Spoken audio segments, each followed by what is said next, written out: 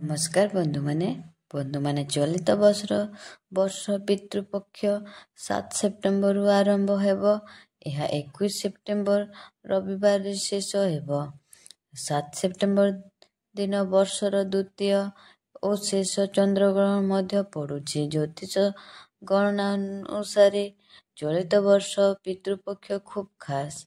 7 September रे चंद्रग्रहण स्पष्ट समय रात्रि 9टा बाजिकी 58 रु आरंभ होई राति 1 बाजी 27 मिनिट पर्यंत रहिबो।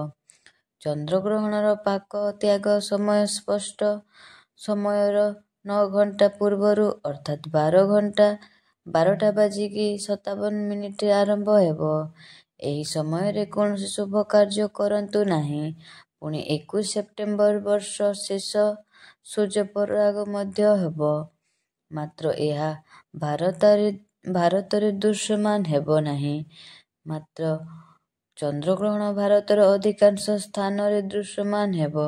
एही समय गर्भवती महिला शिशु वयस्क रोगी सावधान अवलंबन करंतु। मान्यता अनुसार गोटिए पक्षरे 2टी ग्रहण ओ पराग शुभंकर नुहे। मात्र ग्रहଙ୍କ चलन दृष्टि किछि राशि व्यक्ति विशेषଙ୍କୁ अत्यंत शुभ फल प्राप्ति हेबो। तो आसंतु जानिबा से भाग्यशाली राशि गुड़िक विषय रे। चंद्रग्रहण कुंभ राशि रे लागिबाकु जाउछि। फल रे मिथुन कर्कट बिच्छा धनु ओ मीन राशि व्यक्ति विशेषଙ୍କୁ अधिक लाभ मिलिबो। गोटिए परे गोटिए सफलता मिलिबो। ता सह अटकी काम पूर्ण हेबो। कर्म क्षेत्र रे सफलता सह व्यवसाय रे उन्नति ओ हठात धन प्राप्ति हेबार योग बनुअछि। तो आसंतु जानिबा ए सूर्य पराग दिन केउ राशि मानक सावधान रहिबाकु पड़िबो। तो आसंतु जानिबा प्रथम राशि विषय रे। प्रथम राशि हेउछि सिंह राशि।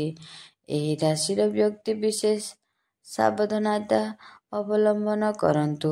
किछि समस्या आसी पारे। व्यवसाय रे मध्य समस्या देखा देई पारे। प्रेम जीवन रे मध्य आपनको बहुत किछि समस्या देखा देई पारे।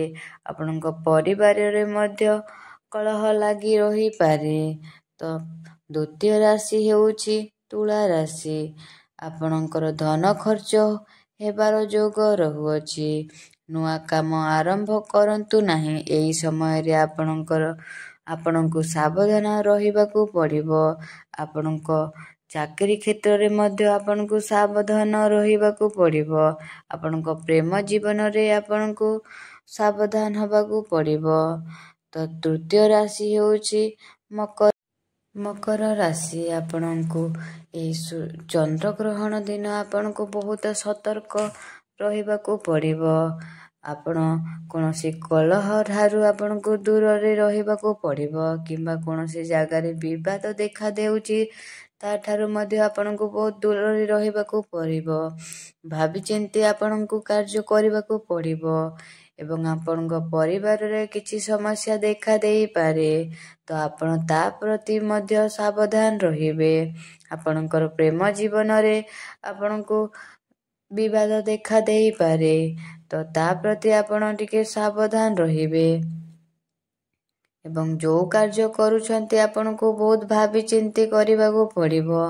नचेत आपनको बहुत असुविधा देखा देई पारे। तो चतुर्थ राशि हेउछि कुंभ राशि।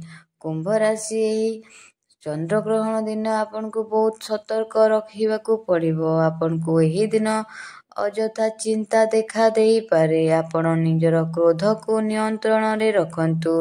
आपनको कथावार्ता टिके चेंज हेई पारे। आपण ता प्रति मध्य सतर्क रुहंतु। एवं चंद्रग्रहण दिन आपण परिवार संगरे घरे रुहंतु। आपनको पई भलो हबो। आपनको जीवन साथी सहित भी आपनको विवाद देखा देई पारे। तो ता प्रति आपण टिके सतर्क रुहंतु। एवं निजर राग को आपण नियंत्रण करंतु। नले आपनको बहुत असुविधा सम्मुखीन हेबाकु पड़िबो। ତ ଆଶା କରୁଛି ବନ୍ଧୁମାନେ ଆପଣମାନଙ୍କୁ ଏଇ ଭିଡ଼ିଓଟା ଭଲ ଲାଗିଥିବ। ଯଦି ଭଲ ଲାଗିଥିଲେ କମେଣ୍ଟ ବକ୍ସରେ ଜୟ ମା ଲକ୍ଷ୍ମୀ ଜୟ ଶନିଦେବ ଅବଶ୍ୟ ଲେଖିଦେବେ ଏବଂ ସବସ୍କ୍ରାଇବ୍ ମଧ୍ୟ ଚ୍ୟାନେଲଟିକୁ କରିଦେବେ। ଧନ୍ୟବାଦ।